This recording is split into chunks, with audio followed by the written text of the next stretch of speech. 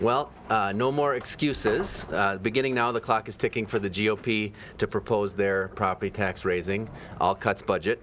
The GOP now knows exactly how much money exists in the state budget, and there's no more room for stalling. It's critically important not only that the Republicans put their all cuts budget on the table, but also that Minnesotans have ample opportunity to see that budget and weigh in about what they think is best for our state. So we hope to see that very soon, so the public actually has a chance for some input before the March 25th deadline they've set for themselves. And as Minnesotans consider the choices before them, today's budget forecast should give Minnesotans both hope and pause. We still face a $5 billion budget deficit to close. And if we continue down the path that we have, and using Plenty's economic program, we continue to face a structural deficit for many years to come. The economic recovery, is clear from this forecast, is still very fragile, and it hangs in the balance on the decisions that we make here at the Capitol over the next couple months. What we know for certain is that a continuation of Governor Plenty's failed policies of the past is only going to stall our recovery. Republican majorities in the legislature want to cut middle-class jobs when what the state needs is more jobs. Republican majorities want to continue Plenty budgeting, putting a greater and greater squeeze on middle-class pocketbooks by increasing property taxes, tuitions, and fees. We know that this all-cuts approach won't work. It's the very approach that made our great state perform below average over the last decade. One case in point, between 2002 and 2010, Minnesota ranked 15th from the bottom of the states in job growth. That is unacceptable. Really, Minnesotans should be thanking President Obama and Governor Dayton for this improved budget forecast. The December tax compromise that President Obama engineered contributed to better revenue receipts, and nearly all of the savings that occurred in the forecast are the result of Governor Dayton's early MA expansion. So instead of returning to the failed policies of the past, we should move ahead to a broadly prosperous future by creating jobs instead of cutting them. We should balance the budget responsibly and fairly, keeping more money in middle-class families' pocketbooks and protecting the jobs that make up Minnesota's middle class. Jobs teaching our kids, building our state, and protecting our communities. Well, I'd love to tell you what a difference a year makes, but a year ago we were standing right here with about the same numbers. They got a little worse in November, but now we're back to where we were about a year ago. I think what's interesting in the numbers is about 40% of the improvement is directly related to capital gains because of the extension of the December tax package. So it's not really that the economy is improving, it's that just people moving money around because of the improvement in the stock market is creating 40% of the improvement. So that's helpful, but it's hardly improvement because of an economic recovery. I guess my first request of the Republicans now would be to act on Governor Dayton's letter today. Governor Dayton sent them a letter today that I received a copy of that asks them to immediately pass federal conformity legislation, and that it's clear now that we no longer need to withhold the tax refunds that are currently being held under current law.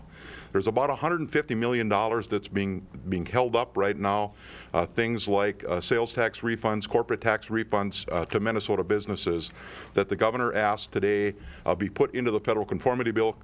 His observation was that money is no longer needed for cash flow purposes in this current biennium. So I would ask the Republicans, let's get that federal tax conformity bill up on the floor. Let's include $150 million of delayed refunds to the business community. That can do nothing but help put some people back to work. Be happy to take questions.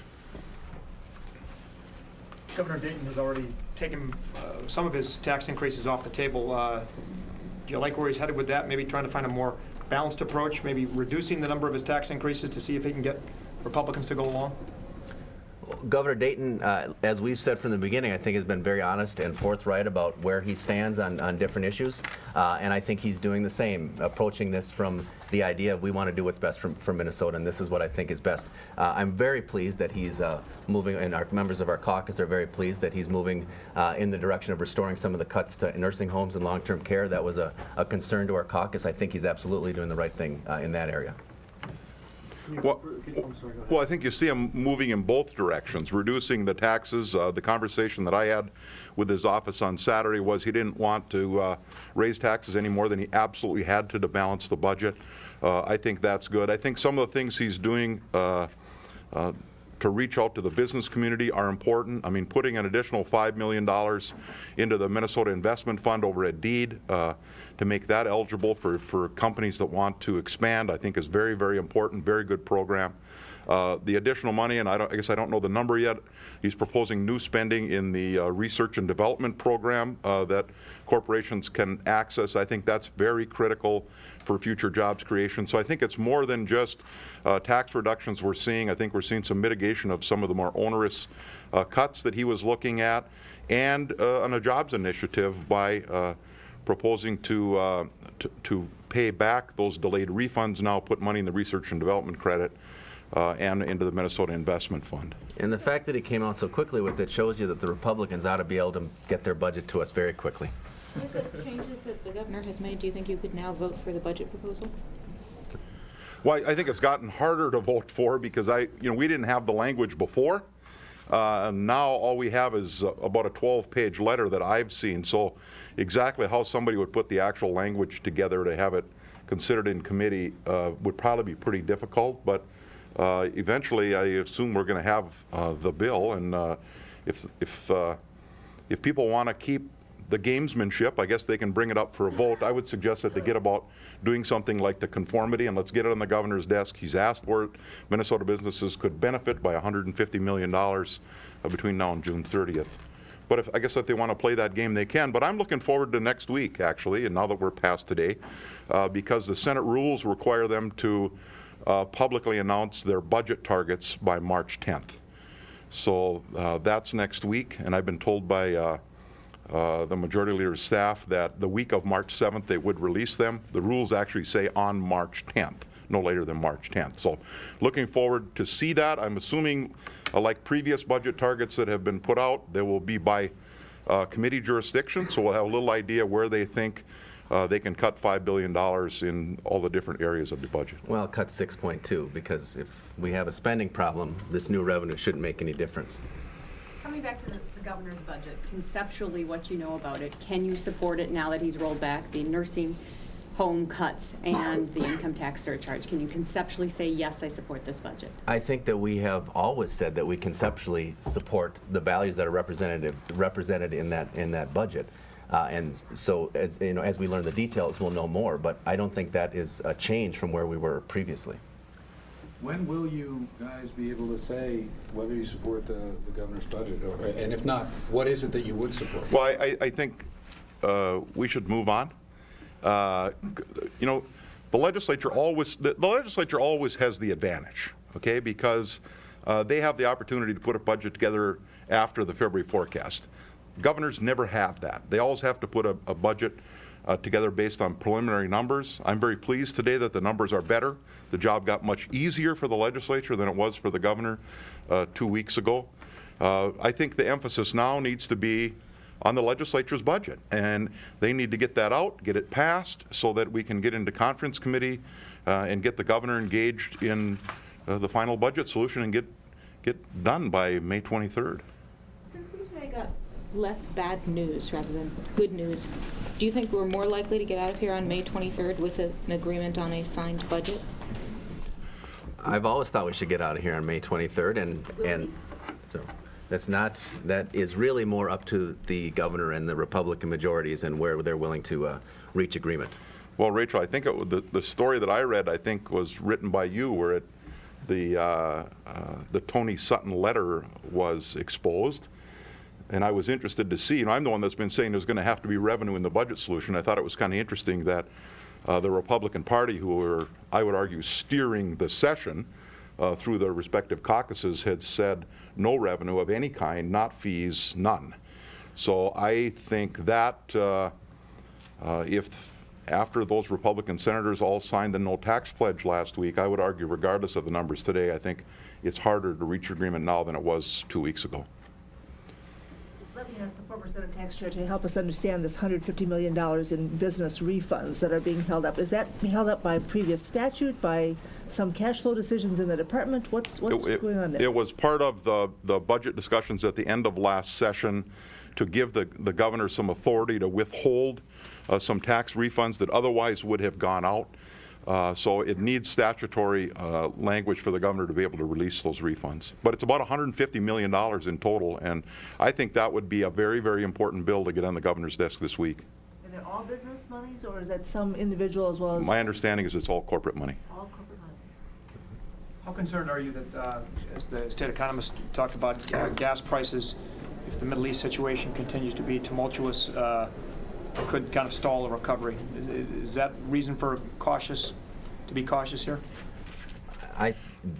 The economic recovery clearly from this forecast is fragile, and we still do face this $5 billion budget deficit. So I think you're absolutely right. We need to be very concerned about the decisions we make and making sure that as we make those decisions, as gas prices go up, just like college tuitions, just like property taxes, that's mainly money coming out of middle-class families' pockets. And so it's even more urgent that we balance this budget in a way that's fair and that everybody shares. Well, when we met with Dr. Stinson this morning, he made it real clear. In fact, I asked the question, on what price per barrel for oil is this budget predicated? And he said it was something in the sub-$90 range. I thought he said $190 range, and I was mistaken. He said, but I think that, with what we see developing in Northern Africa and the Middle East, that I think causes us some concern. It shouldn't affect these budget discussions. This budget will get built on the February numbers now, today's numbers, but it could spell some problems out on the horizon. How about what Dr. Stinson had to say today, comparing the governor's approach, cuts and revenue, to the Republican all-cuts budget? He said an all-cuts budget is slightly more of a problem for the state's economy. Does that bolster your argument? Do you think it could change any Republicans' minds? Dr. Stinson is right. Based on all the research, that's part of the reason that we've been advocating for a fair budget that doesn't continue to squeeze middle-class families.